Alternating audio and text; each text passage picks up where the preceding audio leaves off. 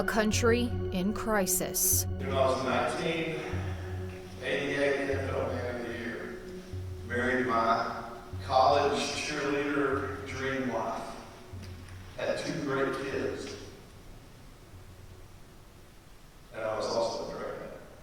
I mean, this is the face of addiction. East Texas native Randy Grimes, a former Robert E. Lee Red Raider and Tampa Bay Buccaneer, now a recovering opioid user. Grimes says he nursed his sports injuries with pills so he could stay in the game. Not once in the entire decade that I was in Tampa did anybody say, "Randy, why are you slurring your words?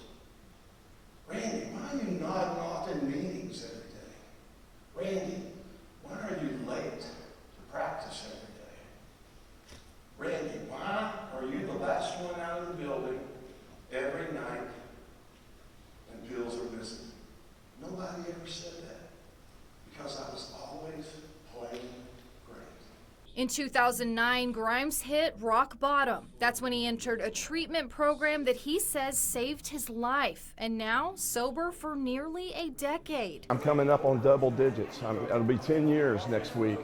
And who would have ever thought, you know? Because 20 years ago, I was ready for my next handful, or 10 years ago, I was ready for my next handful of pills to be my last after a 20-plus year addiction.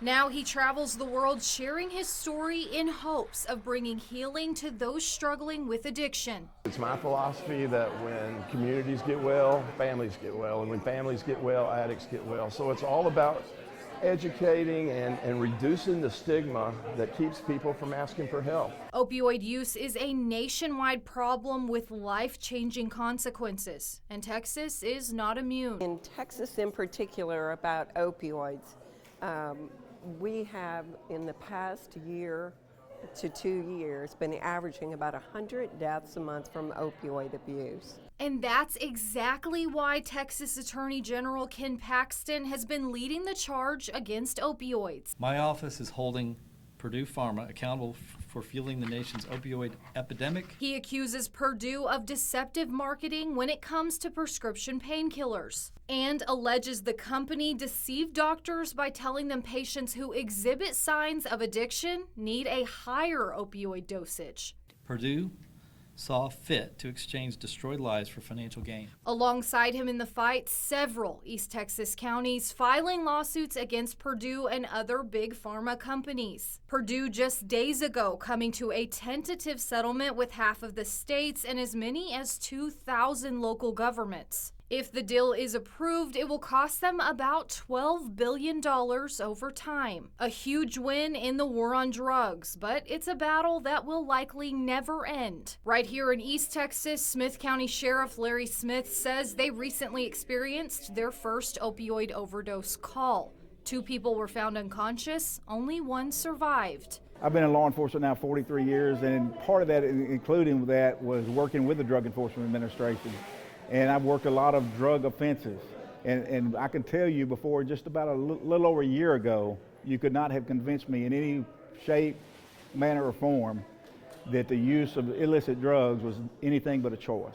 Sheriff Smith had a change of heart after meeting Grimes and being introduced to others while touring a Florida treatment center. I'm 100% convinced that it is not a choice. Some people are more prone to abuse, and they can take it 1 or 2 times and they're hooked, and they will do anything, just about anything, forsaking their family and everything else to be able to get the next fix. Now he's working to find ways to keep users out of jail and in treatment programs. We can't arrest enough people and let them in and out of jail to fix the problem. We had to fix the problem before the problem starts. And according to the Drug Enforcement Administration, it starts with us being smart about what we are taking and understanding the risk of certain drugs. You know, if I get a prescription for 50 pills, I probably only need about 10 of those. Anesthesiologist Dr. Nick Lee says once patients have exhausted their need for their prescription, another issue arises. They will overprescribe, it's not utilized, and the problem is that there's what's happening to that medication is that it's not going to that person, but it's going to friends and family. Leaving many more at risk for an addiction that takes as many as 177 lives in the United States each day. Look for take-back programs or see if your city offers drop boxes like this where you can get rid of unused prescriptions. It could save the life of someone you love. Annalise Coble, EastTexasMatters.com.